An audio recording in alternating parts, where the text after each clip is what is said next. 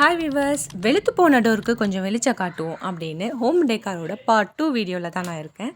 Rent ஹவுஸில் இருக்கிற எல்லாருக்குமே தெரிஞ்சது தான், டோர் ரொம்பவே பழசாக இருக்கும். அதை வந்து புதுசாக நம்மளால் மாற்ற முடியாது. பட் அதை ரொம்ப அழகாக டெக்கார் பண்ணி வேணால் வச்சுக்கலாம். அப்படி நான் முடிவு பண்ணி தான் இந்த டோருக்கு ஒரு ஸ்டிக்கர் வாங்கி வச்சுருக்கேன்.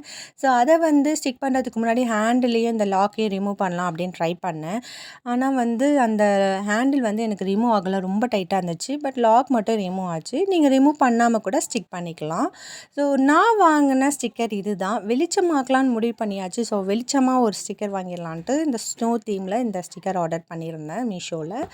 இதை தான் நம்ம ஸ்டிக் பண்ண போகிறோம். இது வந்து என்னோடய டோருக்கு பார்த்திங்கன்னா கொஞ்சம் எக்ஸ்ட்ராவே இருந்துச்சு. நான் அதை கட் பண்ண போகிறதில்ல, அட்ஜஸ்ட் பண்ணி ஒட்டிட்டேன். ஸோ பார்த்திங்கன்னா, என்ன தான் வந்து இந்த வால்பேப்பரை பொறுமையாக ஒட்டினாலும் இந்த மாதிரி பபிள் கிரியேட் ஆகிட்டே தான் இருக்கும். நான் தனியாக வேறு ஸ்டிக் பண்ணனால எனக்கு ரொம்பவே பபிள் நிறைய கிரியேட் ஆச்சு.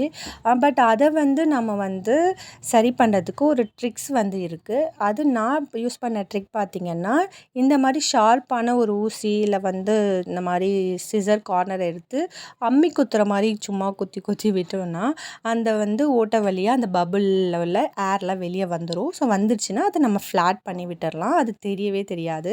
தூரத்துலேருந்து பார்த்தா சுத்தமாகவே தெரியாது. ஸோ அந்த மாதிரி தான் எனக்கு கிரியேட் ஆன பபிள்ஸ் எல்லாம் அந்த மாதிரி நான் பண்ணேன். பட் பார்த்திங்கன்னா, ஒட்டும்போது நம்மளுக்கு ஒரு மடிப்பு மாதிரி விழுது. ஸோ அது வந்து என்ன தான் பண்ணாலும் அது எனக்கு ரிமூவ் ஆகலை. கொஞ்சம் அங்கங்கே இருக்க தான் செஞ்சிச்சு. உங்களுக்கு அதோடைய ட்ரிக் தெரிஞ்சால் சொல்லுங்கள். பபிள் மட்டும் நான் இந்த மாதிரி அதில் ஓட்டை போட்டு அதை வந்து ரிலீஸ் பண்ணேன். ஸோ பார்த்திங்கன்னா பாருங்கள், அந்த பபிள் வந்து இப்போ இல்லாத மாதிரி ஆயிடுச்சு பாருங்கள். ஸோ இந்த மாதிரி தான் நிறைய இடத்துல நான் ரிப்ளேஸ் பண்ணேன். நல்லாவே ஒர்க் அவுட் ஆச்சு. ஸோ ஹேண்டில் வந்து நான் ரிமூவ் பண்ணலன்னு சொன்னேன்ல. ஸோ அதை வந்து அந்த ஹேண்டிலுக்கு தகுந்த மாதிரி அந்த ஸ்டிக்கரை வந்து கட் பண்ணி அதை கரெக்டாக ஒட்டுறது கொஞ்சம் ட்ரிக்கியாக தான் இருந்துச்சு. நான் தனியாக பண்ணனால ரொம்ப கஷ்டமாக இருந்துச்சோ என்னமோ, நான் வீடியோ எடுத்துகிட்டே பண்ணனால கொஞ்சம் எனக்கு ட்ரிக்கியாக இருந்துச்சு. எப்படியோ அட்ஜஸ்ட் பண்ணி அதை அந்த ஷேப்பில் அழகாக கட் பண்ணி அப்படியே ஸ்டிக் பண்ணி ஒட்டிட்டேன். கம்ப்ளீட்டாக ஒட்டிட்டா, கேப் இல்லாமல் ஒட்டிட்டா கொஞ்சம் நல்லா நீட்டாக இருக்கும். ஒரு வழியாக இந்த ஹேண்டிலுக்கு எல்லாமே கட் பண்ணி ஓரளவுக்கு பர்ஃபெக்டாக ஒட்டிட்டேன்னு நினைக்கிறேன். ஸோ ஃபைனலாக இந்த வெளுத்து போன டோரை நான் எப்படி டெக்கார் பண்ணியிருக்கேன்னு பாருங்கள்.